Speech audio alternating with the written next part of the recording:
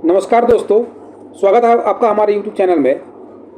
हम लोग पॉलिटी के 1000 क्वेश्चन को डिस्कस कर रहे थे और इस डिस्कशन में हम लोगों ने लगभग पॉलिटी के आधा से ज़्यादा पार्ट को हम लोगों ने डिस्कस कर लिया है, जिसमें हम लोगों ने fundamental rights, preamble, fundamental duties, citizenship, union executive, state executive और सुप्रीम कोर्ट, हाई कोर्ट, ये सब डिस्कस कर लिया है हम लोगों ने।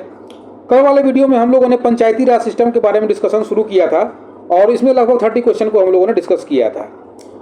आज इसका सेकेंड पार्ट हम लोग डिस्कस करेंगे और इस वीडियो में हम लोग लगभग 15 क्वेश्चन को डिस्कस करेंगे। इस प्रकार से हमारा 45 क्वेश्चन हो जाएगा पंचायती राज सिस्टम से, और पंचायती राज सिस्टम से जितना भी क्वेश्चन एग्जाम में आता है वो सब हमारा कंप्लीट हो जाएगा। अगर आपने हमारे वीडियो को अगर शुरू से अभी तक पूरा अगर फॉलो करते आए हैं तो 100% गारंटी है कि पॉलिटी में आपका जो स्कोर एग्जाम में आ रहा होगा उसमें काफ़ी ज़्यादा इजाफा हो गया होगा। अगर पॉलिटी में आपका पहले बहुत कमज़ोर रहा होगा तो पॉलिटी अभी तक आपका बहुत ज़्यादा स्ट्रॉन्ग हो गया होगा। तो चलिए शुरू करते हैं आज का लेक्चर। उससे पहले अगर आपने इस वीडियो को हमारे चैनल को सब्सक्राइब नहीं किया है तो चैनल को सब्सक्राइब कीजिए, वीडियो अच्छा लगे वीडियो को लाइक कीजिए और कमेंट जरूर कीजिए। चलिए शुरू करते हैं आज का लेक्चर। आज का पहला क्वेश्चन है कि where was the first municipal corporation in India set up, यानी कि पहला म्यूनिसिपल कॉरपोरेशन जो है वो इंडिया में कहाँ पे सेटअप हुआ था? तो ये हुआ था कोलकाता में। कोलकाता में पहला म्यूनिसिपल कॉरपोरेशन जो है वो सेटअप हुआ था। नेक्स्ट क्वेश्चन कहता है कि विच of the following is not a recommendation of the Ashok Mehta committee. Ashok Mehta committee भी पंचायती राज सिस्टम से जुड़ा हुआ है। जैसे बलवंत राय मेहता कमेटी 3 टायर थी, वैसे ही अशोक मेहता कमेटी भी पंचायती राज सिस्टम से ही जुड़ा हुआ है। तो इसमें कहता है कि पंचायती राज सिस्टम के बारे में अशोक मेहता कमेटी का कौन सा रिकमेंडेशन नहीं था। तो ऑप्शन देखते हैं। पहला ऑप्शन कहता है कि open participation of political parties in Panchayati Raj affairs. बिल्कुल करेक्ट आंसर है कि जो अशोक मेहता कमेटी थी उसने बोला था कि पॉलिटिकल पार्टी जो है पंचायती राज अफेयर्स में ओपन पार्टिसिपेशन कर सकती है। क्रिएशन ऑफ 3 टायर सिस्टम, ये गलत है। उन्होंने क्रिएशन ऑफ 3 टायर सिस्टम किसने बोला था? ये बोला था बलवंत राय मेहता कमेटी ने। क्रिएशन जिसके आधार पर अभी हमारा पंचायती राज सिस्टम चल रहा है। ऑप्शन सी कहता है कि रिजर्वेशन ऑफ सीट्स फॉर एससीज एंड एसटीज, ये बिल्कुल करेक्ट है। एससी एसटी के रिजर्वेशन के बारे में बात की गई थी अशोक मेहता कमेटी में, ताकि एससी एसटी जो जो जो काफ़ी पिछड़े वर्ग के लोग हैं वो उनका एम्पावरमेंट हो सके थ्रू डिसेंट्रलाइजेशन। और चौथा कहता है compulsory powers of taxation of Panchayati Raj institution. ये ऑप्शन भी बिल्कुल सही है कि जो पंचायती राज इंस्टीट्यूशन है उसका जो टैक्सेशन का पावर है वो पंचायत के पास चला जाए। तो ये कंपल्सरी पावर्स था, ये कंपल्सरी पावर्स के बारे में बात कर रहे हैं। कंपल्सरी पावर्स ऑफ टैक्सेशन का कंपल्सरी पावर जो है वो पंचायती राज सिस्टम के पास होना चाहिए। तो ये थे अशोक मेहता कमेटी का रिकमेंडेशन। आपको याद रखना अशोक मेहता कमेटी भी पंचायती राज सिस्टम से ही जुड़ा हुआ है, यानी कि लोकल सेल्फ गवर्नमेंट से जुड़ा हुआ है। नेक्स्ट क्वेश्चन है हमारा कि which one of the following articles of the constitution of India makes a specific mention of village panchayat. यानी विलेज पंचायत के बारे में किस आर्टिकल में स्पेसिफिकली जो है डिस्कस किया गया? तो ये किया गया है आर्टिकल 40 में। जो directive principles of state policy है उसमें क्लियरली डिस्कशन किया गया है कि लोकल सेल्फ गवर्नमेंट के बारे में, कि लोकल सेल्फ गवर्नमेंट जो है वो इंडिया में इस्टेब्लिश किया जाए। आर्टिकल 40 में directive principles of state policy, यानी कि option C is the correct answer. Next question कहता है कि which one of the following amendments of the constitution of India deals with the issue of strengthening of Panchayati Raj system. देखिए, जो पंचायती Raj system को strength करने के लिए कौन सा जो अमेंडमेंट आया था, 73rd अमेंडमेंट आया था। और कैसे ये स्ट्रेंथन हुआ था? तो इसको कॉन्स्टिट्यूशनल स्टेटस देके 73rd अमेंडमेंट के थ्रू पंचायती राज इंस्टीट्यूशन को स्ट्रेंथन किया गया था। नेक्स्ट क्वेश्चन कहता है कि the tenure of every panchayat shall be for 5 years from the date of, यानी 5 साल तो होना चाहिए। जो कल भी हमने डिस्कस किया था कि पंचायती राज इंस्टीट्यूशन जो पंचायत जो होता है उसका टेन्योर होता है 5 years का, लेकिन वो कब से होता है? तो जैसा कि आपको पता है कि लोकसभा या राज्यसभा का भी जो 5 साल का कार्यकाल होता है वो कब से होता है? वो जो फर्स्ट मीटिंग जो होती है वहाँ से वो शुरू होता है। तो वैसे ही पंचायत का भी फर्स्ट मीटिंग से ही 5 साल का कार्यकाल जो है वो शुरू होता है। तो ऑप्शन ए जो है वो करेक्ट हो जाएगा। नेक्स्ट क्वेश्चन कहता है कि which is not the concern of local government. Local government का कंसर्न इसमें से कौन सा नहीं है? Public health, sanitation and law and order जो है ये लोकल गवर्नमेंट का जो कंसर्न है, लेकिन पब्लिक यूटिलिटी सर्विसेज जो है ये स्टेट गवर्नमेंट का होता है। तो ऑप्शन डी जो है वो करेक्ट हो जाएगा। नेक्स्ट क्वेश्चन है कि 73rd amendment act which aims at promoting the Panchayati Raj institution in the country provides for which of the following. कौन कौन सी चीज़ के बारे में जो है वो डिस्कशन करता है? तो पहला नंबर ये सबसे पहले बात ये है कि इसमें कहता है कि स्टेट इलेक्शन कमीशन के बारे में, स्टेट इलेक्शन कमीशन के बारे में बात करता है हमारा 73rd amendment. District planning committee के बारे में कौन सा करता है, ये 74th अमेंडमेंट करता है। डिस्ट्रिक्ट प्लानिंग कमेटी के बारे में कौन बात करता है, 74th अमेंडमेंट करता है। स्टेट इलेक्शन कमीशन के बारे में बात होती है, उसके बाद स्टेट फाइनेंस कमीशन के बारे में भी बात होती है। स्टेट इलेक्शन कमीशन के बारे में बात होती है पंचायत का इलेक्शन कंडक्ट करवाने के लिए, और स्टेट फाइनेंस कमीशन के बारे में बात होती है जो पंचायत को जो फाइनेंसेस जो होते हैं वो कैसे डिवॉल्व किया जाए पंचायत को, उसके बारे में। तो option number 2 and 3 is the correct answer.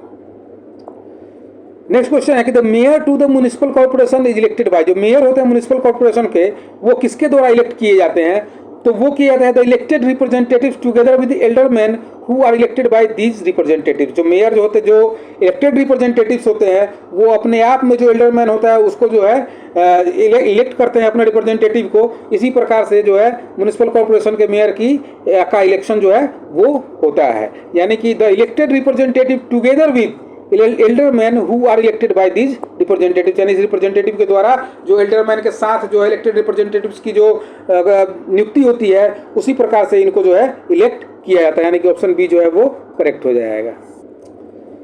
Next question देख लेते हैं कि which one of the following taxes is outside the jurisdiction of municipal corporation. Municipal corporation के बाहर कौन सा इसमें से टैक्स है, तो वो होता है इनकम टैक्स। जो इनकम टैक्स जो है वो सेंट्रल गवर्नमेंट के द्वारा लिया जाता है, सेंट्रल गवर्नमेंट के द्वारा। बाकी property tax, profession tax, education tax, ये सब जो है म्युनिसिपल कॉर्पोरेशन जो है लेवी कर सकती है। ऐसा करने के लिए तो सेंट्रल स्टेट गवर्नमेंट करती है, लेकिन ये लेवी करने का अधिकार जो है म्युनिसिपल कॉर्पोरेशन को दिया गया है। नेक्स्ट क्वेश्चन है कि who among the following is not the member of, panchayat समिति के मेंबर इनमें से कौन सा नहीं है। सरपंच ऑफ ऑल पंचायत, बिल्कुल पंचायत समिति का मेंबर होता है sarpanch. Elected members of state legislature belonging to that area, बिल्कुल होता है पंचायत समिति का इलेक्टेड मेंबर जो होते हैं स्टेट लेजिस्लेचर के वो।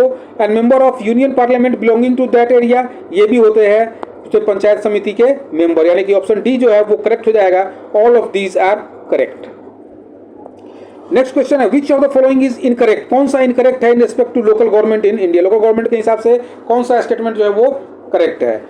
According to the Indian constitution local system is not an independent tier in federal system, बिल्कुल गलत स्टेटमेंट है। ये कॉन्स्टिट्यूशनल स्टेटस दिया गया है इसको और ये एक इंडिपेंडेंट टायर फॉर्म करता है। दूसरा कहता है 30 seats of the reserve seats are reserve for women, बिल्कुल करेक्ट है। 30% सीट जो है वो वीमेन के लिए रिजर्व किया गया है। अगला स्टेटमेंट है कि local government finances are to be provided by a commission, अभी पीछे डिस्कस किया हम लोगों ने, जो स्टेट फाइनेंस कमीशन की स्थापना की गई है ताकि लोकल गवर्नमेंट को फाइनेंस की दिक्कत ना हो, उनमें जो है फाइनेंस को डिवॉल्व किया जा सके। और elections to local bodies are determined by a commission, बिल्कुल करेक्ट है। Election commission, state election commission की स्थापना की गई है ताकि लोकल बॉडीज का इलेक्शन जो है सही टाइम पर कंडक्ट करवाया जा सके, यानी कि ऑप्शन ए जो है उसका इनकरेक्ट हो जाएगा और वही करेक्ट आंसर हो जाएगा। नेक्स्ट क्वेश्चन है tenure of gram panchayat and nagar palika shall B, जो नगर पालिका और पंचायत का टेन्योर कितने साल का होता है, 5 साल का होता है। आपको याद रखना है अनलेस डिसॉल्व्ड अर्लियर, यानी कि उससे पहले अगर डिसॉल्व हो गया तब तो कोई बात ही नहीं है, लेकिन ऐसा टेन्योर जो होता है वो कितने साल का होता है, वो होता है 5 साल का। नेक्स्ट क्वेश्चन है कि पंचायत आर ऑथराइज्ड, पंचायत जो है वो किस चीज के लिए ऑथराइज होते हैं। देखिए पंचायत ऑथराइज होते हैं levy, collect and appropriate such taxes, duties and fees as authorised by the government, यानी कि स्टेट गवर्नमेंट के द्वारा जो भी टैक्सेस, ड्यूटीज और फीस उनको लेवी करने का अधिकार दिया गया है, कलेक्ट करने का अधिकार दिया गया है या फिर अप्रोप्रिएट करने का अधिकार दिया गया है, ये सब पावर जो है पंचायत को ऑथराइज्ड होते हैं, यानी कि पंचायत को मोस्टली जो पावर होते हैं वो स्टेट गवर्नमेंट के द्वारा ऑथराइज किए जाते हैं, यानी कि ऑप्शन डी जो है वो करेक्ट आंसर हो जाएगा। नेक्स्ट क्वेश्चन है the 3 tier system of panchayat, जो 3 टायर सिस्टम जो है पंचायत के बारे में, तो कल मैंने बताया था आपको कि यह जरूरी नहीं है कि हर स्टेट में जो है वो 3 टायर पंचायत हो ही। अगर किसी स्टेट के पॉपुलेशन बिलो 20 लाख है तो वहाँ पे जरूरी नहीं है कि वहाँ पर 3 टायर पंचायत सिस्टम जो है वो लागू होगा, यानी कि 20 लाख पॉपुलेशन से बिलो अगर किसी स्टेट का पॉपुलेशन है तो वहाँ पे 3 टायर पॉपुलेशन जो है वो 3 टायर सिस्टम जो है पंचायत का वो लागू करना जरूरी नहीं है। ऑप्शन सी जो है वो करेक्ट हो जाएगा। नेक्स्ट क्वेश्चन है the electorate for a panchayat, panchayat के इलेक्शन में कौन सा भाग लेते हैं, तो वो लेते हैं ग्राम सभा। और ग्राम सभा में कौन से मेंबर होते हैं, तो वो मेंबर होते हैं जिनका एज 18+ होता है और जिनका वोटर लिस्ट में नाम होता है, यानी कि ऑप्शन डी जो है वो करेक्ट हो जाएगा। नेक्स्ट क्वेश्चन कहता है which of the following are source of income to the urban local bodies, urban local bodies के लिए सोर्स ऑफ इनकम क्या क्या है? देखिए अर्बन लोकल बॉडीज़ को भी सोर्स ऑफ इनकम जो है वो डिवॉल्व किया जाता है थ्रू स्टेट गवर्नमेंट। तो पहला कहता है ऑक्ट्रॉय ड्यूटी ऑन गुड्स, बिल्कुल करेक्ट है। ऑक्ट्रॉय ड्यूटी ऑन गुड्स जो है, गुड्स पर जो ड्यूटी लगता है वो भी लोकल गवर्नमेंट को लेने का अधिकार है। व्हीकल पर टैक्सेस लेने का अधिकार है। वाटर और इलेक्ट्रिसिटी से जो इनकम आता है, सप्लाई से जो उससे जो पैसा मिलता है वो लेने का अधिकार है। और financial grants from state government ये भी आता है, स्टेट गवर्नमेंट के थ्रू फाइनेंशियल ग्रांट भी है, वो भी डिवॉल्व किया जाता है अर्बन लोकल बॉडीज को। यानी कि octroi duty, taxes on vehicles, income from water and electric supply and financial grants from state government, all are correct answer. Option D is the right answer. तो इस तरह से अभी हम लोगों ने 16 क्वेश्चन को डिस्कस किया अर्बन लोकल बॉडीज में। अर्बन लोकल बॉडीज में हम लोगों ने लगभग 46 क्वेश्चन को डिस्कस कर लिया है। अगर आपने सभी क्वेश्चन देख लिए होंगे तो 100% गारंटी है कि आपका अर्बन लोकल बॉडीज से अब एक भी क्वेश्चन जो है वो एग्जाम में छूटने वाला नहीं है। तो अगर वीडियो आपको अच्छा लगा तो वीडियो को लाइक करें, चैनल को सब्सक्राइब करें और कमेंट बॉक्स में अपना रिएक्शन जरूर दें। Thank you very much.